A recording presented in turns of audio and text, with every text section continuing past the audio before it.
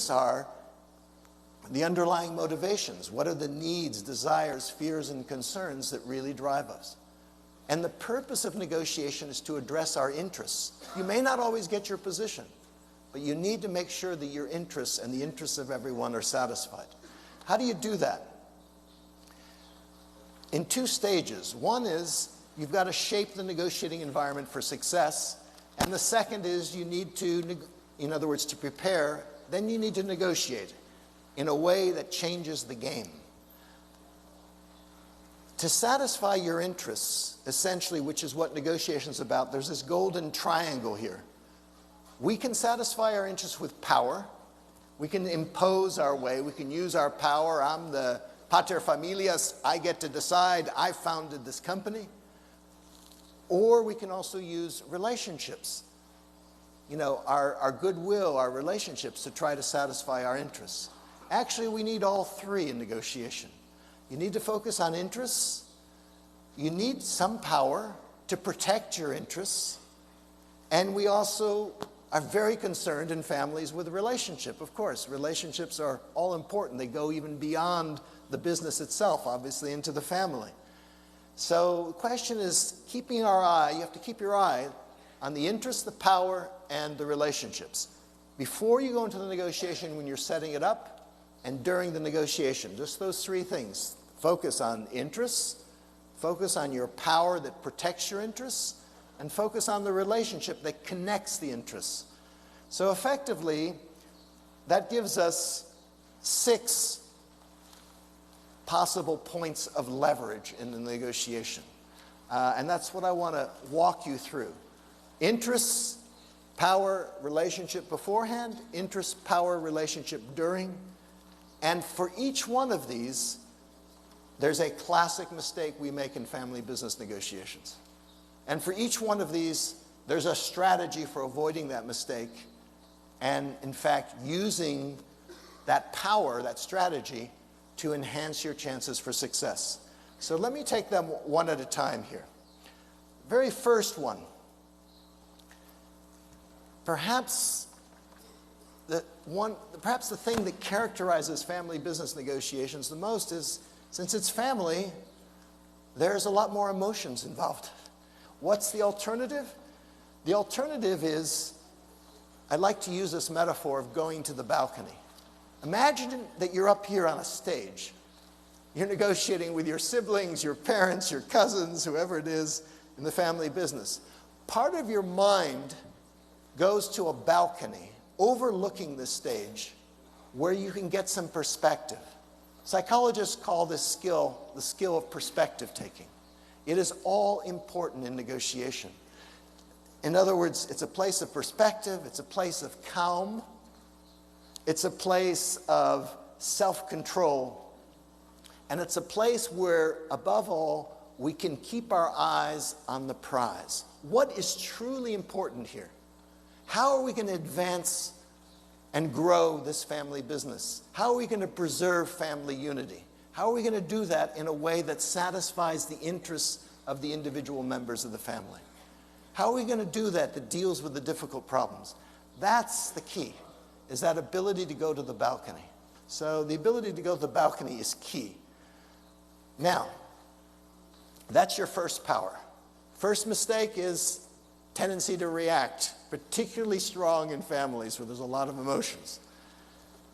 Once you're on the balcony, then there's a second mistake that we commonly make. And the second mistake we commonly make, because we're in a family, and John Davis referred to this yesterday too, I think other speakers did as well. There's a tendency, because we're all in the family, that we focus on and we assume we're going to always reach agreement. But in fact, paradoxically, the way to negotiate effectively, the way to make sure to enhance the chances of reaching agreement is to engage in something that many people may think of as negative thinking, but it's actually alternative positive thinking, and that's to think, negotiate, and think about what happens if I cannot reach agreement with that other member of my family. What happens if I can't reach agreement with my brother with whom we co-own the business? And people don't like to think about that, particularly in a family context, because, well, of course we're going to reach agreement. So the key principle here in negotiation, we use this phrase in negotiation. Roger Fisher and I coined this many, many years ago in our book, Getting to Yes. Your BATNA, your best alternative to a negotiated agreement. In other words, it's like there's a fork in the road. You either go to an agreement or do you go your BATNA? Your BATNA is not necessarily a bad thing. It's simply, sometimes you are not able to reach agreement. How are you going to advance your interests if you don't? So, for example, one of the things, you might set up, and you may have this, is a board with outsiders who are good third parties, good facilitators, good moderators, good mediators. I have a friend who plays this role. He's the executive chair for a very large family business company in the United States in New York. There's a patriarch, 4 sisters, 4 sons-in-law, and, the sisters are often, like, on the board. They easily interrupt each other. They regress back to their kind of childhood patterns and so on. Having outside members of the board to say, hey, let's stay focused. What's best for the business here? Having that third side present is a kind of BATNA. Whenever there's a dispute among the sisters or between the sisters and their parents, the outside board can play that role. So you want to set that up in advance. So 2 classic mistakes in relationship, particularly true in family businesses. We want to be soft on the person. After all, that's our father, that's our mother, that's our cousin, that's our sweet sister. We want to be soft on the people. We end up being soft in dealing with the business problem. We give them that job even though they're not capable of doing the job. We say yes, we encourage them even though we don't give them the feedback that they need. The other classic mistake, of course, is the opposite. A little bit less common in family business, but true enough, which is, okay, at some point, we've got to solve this business problem. We can't have all this incompetence or this mediocre performance. Someone, goes on a rampage, and they start attacking their siblings' performance. And it becomes personal, and then suddenly it becomes a fight between the siblings that has a lot to do with a lot of other things besides even the business. And it interferes with the business. So we make 2 classic mistakes. Either we're soft on the people and then end up being soft on the problem, or in order to be hard on the business problem, we end up being hard on the person. And that, of course, blows up and it causes everyone a lot of grief. The key skill is right here. It's our ears. We think of negotiation as talking. It's always about talking. And what's a good negotiator? Someone who talks persuasively. I think differently. I think a good negotiator is someone who listens persuasively. If you observe the behavior of successful negotiators, you find that they listen far more than they talk. Why? Because when they're listening, they're learning more about what's really going on, what's really upsetting that sibling, what's really upsetting that family member, what really is going on. They listen behind the words. They're able to put themselves in the shoes of the other.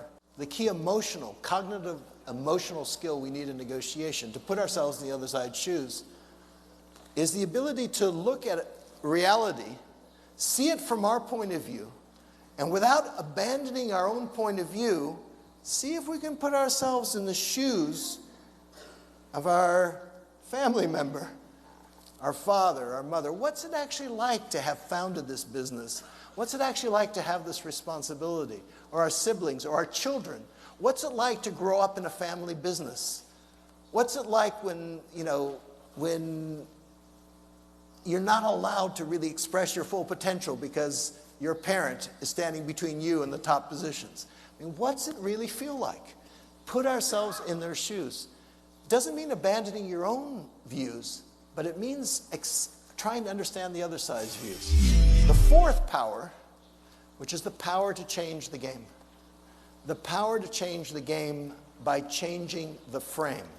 Here, the classic mistake that we make in family businesses, in most negotiations, is we just assert our position. You know, I demand a much higher dividend. You know, I demand, you know, I demand to leave the business and I want you to pay me now. You know, we assert a position. Now, when someone, like a family member, makes a demand that you find unreasonable, what's our natural response? We reject that demand. Of course, it's unreasonable. But when you reject their demand, what do they usually do? How do they usually respond? When they usually respond when you reject their demand by digging in even further into their demand. So the question is, how do you change the game? It's almost like there's a spotlight in the negotiation. The spotlight can be here on positions, or the spotlight can be over here on interests.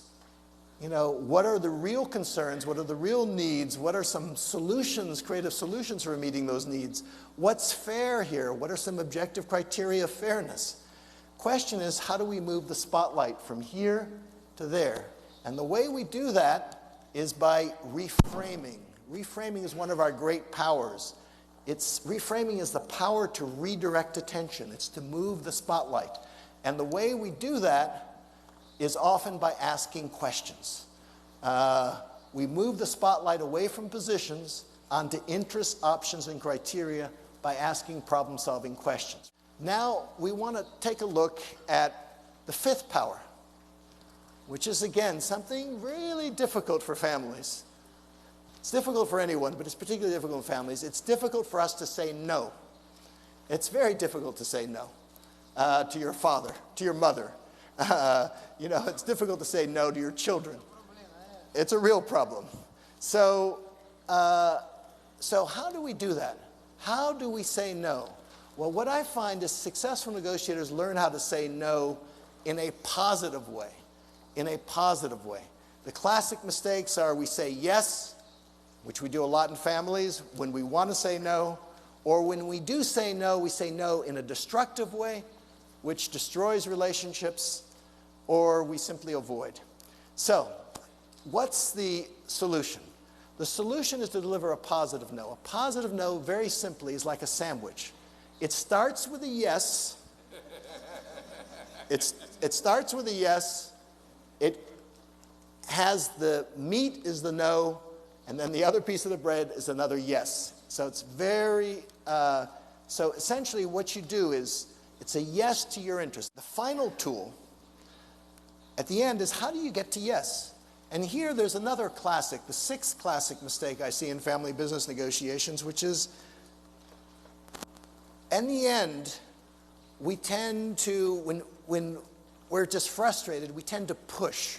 We tend to pressure. We lose patience. We tend to push our family members into a solution. But the trouble is, the more you push someone, the more they resist. And so you get a stalemate. And unless you're so much stronger than them, you end up nowhere. What you find, the key strategy here is a strategy I call the golden bridge, which is the exact opposite of pushing, which means to attract the other side, to make it easier for them to reach an agreement. You know, in negotiation, we tend to start the conversation where our thinking is, where we want it to be. The other side may be way over here. And we're over here in our position, and we're saying, hey, come on over to my position. Come on over to my position, just like you were doing a moment ago. Well, it's not so easy for the other side to move to your position. And so our job is to leave where our thinking is for a moment and start from where they are. In this case, where's the son-in-law's thinking? Where's the father's thinking? And then build them a golden bridge. Make it as easy as possible for them to move in a constructive direction. Last thing here is very important in family business negotiations, again, is there's a tendency to be a little bit loose around agreements. You have an agreement, an oral agreement, fine, we got the agreement, everyone's relieved. But the question is, do you really have an agreement? Because oftentimes people reach agreements, they think they reached an agreement, but in fact it doesn't turn out to be that agreement. So someone needs to lock the door for a moment and say, let's write down this agreement. Let's get a third person in here and witness this agreement. Let's be very concrete about what we agreed upon. Because, and ask yourself, will the agreement be implemented? Ask yourself, what happens if we do not agree on how this agreement is implemented? Do we have a dispute resolution procedure? Can we turn to a third party like a mediator? Can we turn to an outside board member? Can we turn to someone like John Davis or Nigel? You know, someone else in this situation. What can we do if we do have a dispute? And above all, you know, because you've just been through a difficult negotiation, make sure you spend a lot of time with that family member. Don't even talk about business. Go on a vacation together, play golf, do something. Put some more money in the bank because you may have drawn down your savings, your goodwill savings. You got to now up it up. So just look for occasions to remember their birthday, to take them out for dinner, whatever it is.